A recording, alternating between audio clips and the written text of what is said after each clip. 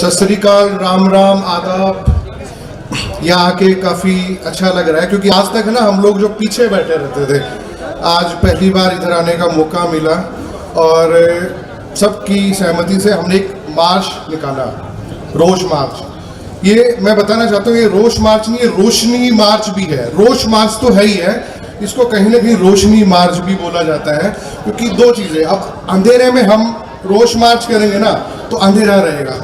अब हमारी जत्थेबंदियां हैं, संयुक्त किसान मोर्चा है, हम इसको रोशनी की तरह देखते हैं, तो मार्च हमने पीछे से निकाला और रोशनी के साथ आके मिलके रोशनी मार्च हो गया आज। हमारे यहाँ रोशनी मार्च निकालने के, रोष मार्च निकालने के दो तीन रीजंस हैं स्ट्रॉन्ग। एक तो सबसे पहला, जो हमारे जो भाई शहीद हुए, नवरीत भाई सबसे पहले शहीद हुआ, और शहीद होने के बाद अब जितने भी हमारे भाई या कोई हमारे बुजुर्ग जेलों में बंद हैं, जिनका अभी तक हमें अंदाज़ा भी नहीं है वो कितने हैं, कभी 50 की लिस्ट आती, कभी 100 की लिस्ट आती और कितने और हैं। तो सबसे पहले जत्थेबंदियों से बिल्कुल हाथ जोड़ के विनती संयुक्त किसान मोर्चा से कि भाई उनकी पैरवी की जाए। क्या होता है, जब कोई भी बच्चा घर से बाहर निकलता है ना, शाम को उसकी माँ दुआ करती है और उम्मीद करती है कि मेरा बच्चा सही हालात में शाम को घर आएगा, ना भी आए तो कम से कम शाम को उसकी बात हो जाए। वो ना गैप काफ़ी हो गया है, तो एक इनसिक्योरिटी सी भी है हमारे भाइयों के बीच में, बच्चों के बीच में, बुजुर्गों के बीच में, माँ बाप के बीच में भी। ये हुआ क्या है, तो संयुक्त किसान मोर्चा की ये जिम्मेवारी बनती है और हम उनके साथ खड़े हैं।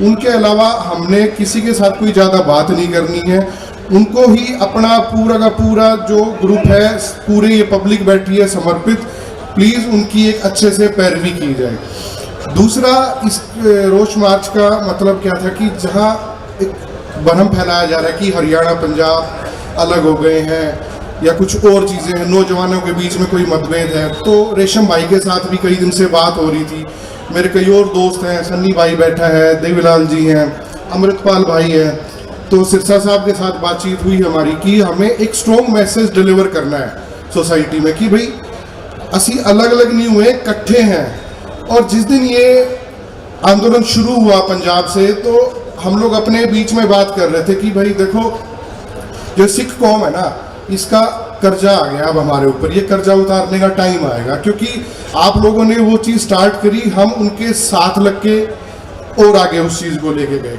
मतलब ये कहने से काम नहीं चलेगा, छोटा भाई बड़ा भाई, अगर बड़ा भाई माना है ना तो हमारी जिम्मेवारी ज़्यादा बनती है।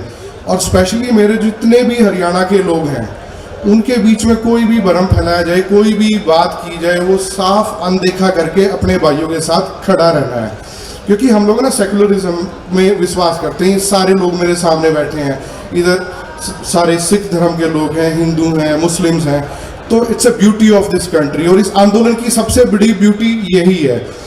मोदी साहब बात करते हैं, दबाव की राजनीति खेलते हैं, अभी भी हमें दबाया जा रहा है, हमारे बच्चों को, भाइयों को जेल में डाल के।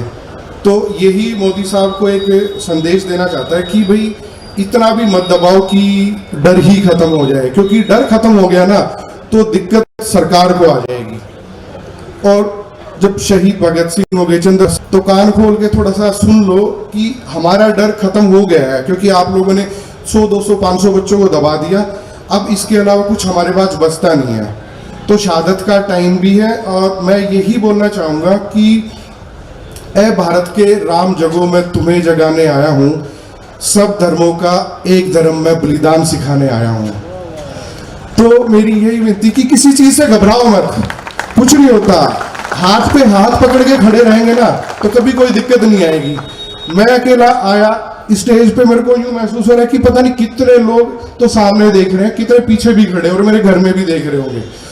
तो ये है कि अगर अकेला कोई बंदा जाएगा ना, देखो सबसे बड़ा एग्जाम्पल है संयुक्त किसान मोर्चा। मुझे नहीं पता इसके पीछे की क्या थ्योरी रही होगी ये बनाने की, कि इतने जत्थेबंदियों को एक छत के नीचे इकट्ठा किया, तो ये एक बड़ा एग्जाम्पल है। तो मेरी यही बात है कि हरियाणा हो चाहे पंजाब, नॉट ओनली हरियाणा पंजाब, ये ना सोशल टैबू स्टिग्मा लगा देते हैं हमारे दिमाग पे।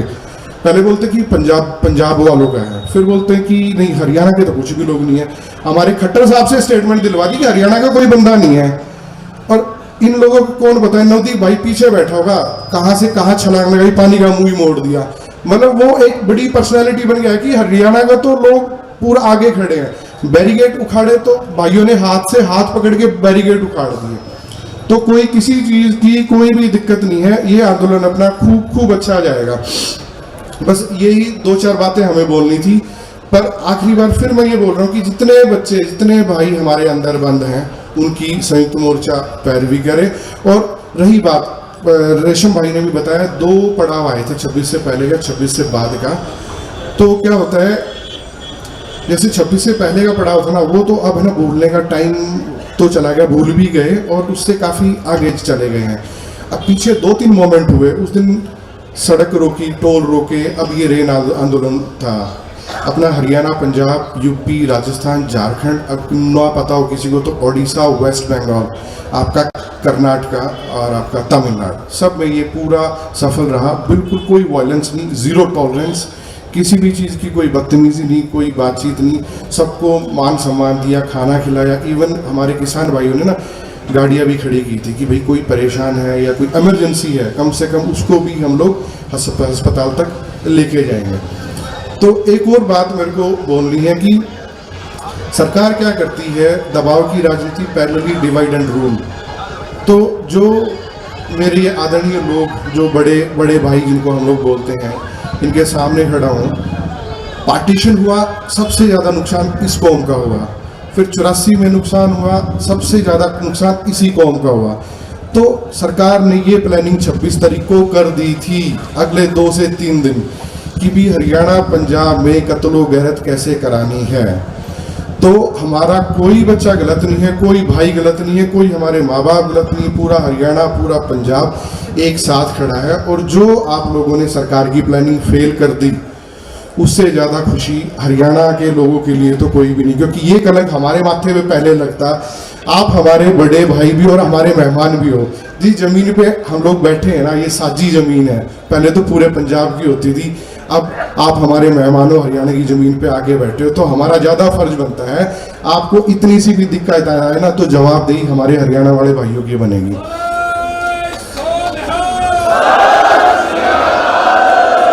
दूसरी एक और बात, जैसे हमारे यहाँ हरियाणा में, क्या पंजाब या पूरी दुनिया में जब बात की जाए ना, तो किसी भी आदमी को पहचानने का और उसके एरिया का पता लगाने का एक तरीका होता है, उसके सरनेम से। कोई चहल है, कोई पवार है, कोई दहिया है, कोई मलिक है। 36 बिरादरी यहाँ बैठी है, कितना मतलब खुशी का माहौल है। किसी को कोई सारे गिले शिकवे कभी रहे होंगे या नहीं होंगे, तो सब बुला के सारे एक साथ बैठे हैं। और सरकार को टेंशन ये हो रही कि 36 बिरादरी, छोटा बड़ा सब एक ही थाली में खाना खा रहे हैं, ये उनके लिए प्रॉब्लम हो रही है। आंदोलन तो प्रॉब्लम है ही है। अब क्या है, जो एक एजिटेशन चलता है ना, जब 10, 5, 20 लाख लोग सड़कों पे उतरते हैं, उसके पीछे ना कई स्लीपिंग चीज़ें चलती हैं। क्योंकि डिवाइड एंड रूल का फॉर्मूला भी हम लोग आगे ख़त्म कर देंगे, ख़त्म कर ही दिया है। तो मैं मेरे पास 2 बच्चियां हैं, अब मैं उनका इंतजार करूंगा कब उनकी शादियां हों और उनकी नस्लें आगे जाएं। तो मेरी एक विनती है, यहाँ क्या है कि जब सरकार बोलती है ना कि यार हरियाणा में जाट कितने हैं, जाट नॉन जाट करा दो, ये करा दो, वो करा दो, तो मैं जितने लोग भी यहाँ बैठे ना, किसी के घर में भी कोई बच्चा जन्म लेना तो उसके बाद में किसान लगाना, क्योंकि हमारी पहचान ना किसानी से है। जात पीछे रहेगी, पात पीछे रहेगी, धर्म पीछे रह गया। जब किसानी को बचाने के लिए सब लोग यहाँ आए हैं, तो सरनेम आगे जब किसानी लगेगा ना, 85 करोड़ लोगों के पीछे सरनेम किसान नहीं लग जाएगा। संदीप किसान, हरदीप किसान, सरकार हो जाएगी पजल कि डिवाइड एंड रूल कहाँ से करे। 85 करोड़ लोग तो सरनेम एक ही लगा के बैठे हैं। अब उनके पीछे क्या है, कौन सी बड़ी जात और कौन सी छोटी, वो कंफ्यूज ही हो जाएगी। तो यही विनती है कि आज से जो भी बच्चा जन्म ले किसान के घर, गोत्र पीछे हटा दो, फला आगे नाम और पीछे किसान लगा दो। क्योंकि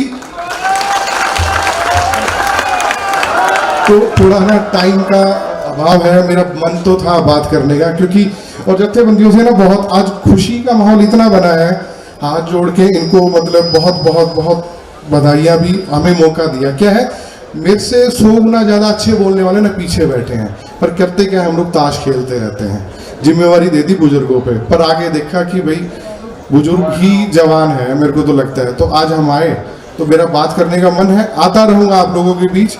और मैं ये देखने आया था कि भाई मेरे बुजुर्ग हैं, माँ बाप सब यहाँ बैठे हैं, और इतना अच्छा खाना खा रहे, पास्ते वास्ते सब कुछ मौज हो रही है यहाँ बिल्कुल ना। तो जयकारे में कोई कमी मत छोड़ना, कभी पेट से आवाज ना निकले ना, आवाज पूरी निकलनी चाहिए। संयुक्त मोर्चा जिंदाबाद जिंदाबाद,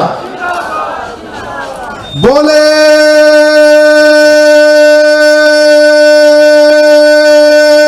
सोनिया। बार बार चेक करने आऊंगा कि भाई आवाज कम तो नहीं हो गई है, और कोई दिक्कत हो ना, माड़े फील कर रहे हो तो पीछे से और खाना भिजवाएं, रसद भिजवाएंगे, किसी चीज की लोड नहीं है, सामान इतना बादू पड़ा है अपने पास बिल्कुल। और फ्रेश माल चाहिए, लस्सी दूध अपने हरियाणा के सारे नेड़े हैं, कोई दिक्कत नहीं है, जिस टाइम बोलोगे हाजिर है। दूध हर माँ है ना सबसे पहले अपने बच्चों के लिए रखती है, और आप आज देख लो ये जितना दूध यहाँ आ रहा है ना, तो अपने बच्चे की इच्छा मार के दूध आ रहा है किसानों के लिए।